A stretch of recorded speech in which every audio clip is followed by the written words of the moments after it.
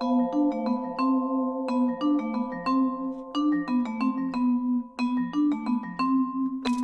des objets emblématiques du mouvement de Staël, c'est évidemment la chaise dite bleue et rouge de Gerrit Rietveld.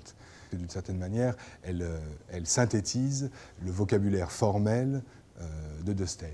L'idée, c'est l'élémentarisation des couleurs, l'usage des 3 couleurs primaires, d'une part, et d'autre part, l'usage de formes extrêmement simples, voire même abstraites. Il n'y a plus aucune courbe, mais néanmoins, on est dans un rapport au corps. On est dans une empreinte du corps, une empreinte géométrique et rectiligne, mais néanmoins une empreinte du corps. La question du corps est très importante chez Rietveld. Il dira lui-même, cette chaise, elle ne doit pas simplement recevoir mon corps, mais elle doit aussi accueillir mon esprit.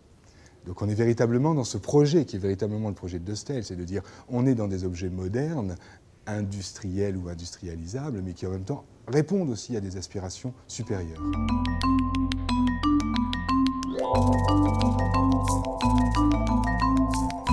La chaise Redenblut Rietveld montre un principe très important sur de Staël, qui est le principe de l'extension à l'infini. Vous voyez que sur cette chaise, que les montants de bois ne viennent pas l'un en face de l'autre. Ils se croisent.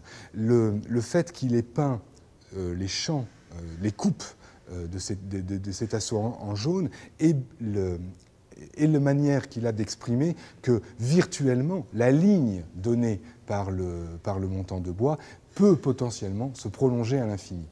Cette idée, on la voit dans la chaise, mais on la voit évidemment dans l'applique, dans la suspension qu'il réalise quelques années après, où 3 néons viennent décrire les 3 dimensions, la longueur, la largeur et la profondeur, mais de la même manière, ces 3 néons ne viennent pas se coller l'un à l'autre, ils ne ferment pas l'angle, au contraire, ils l'ouvrent et ils l'étendent.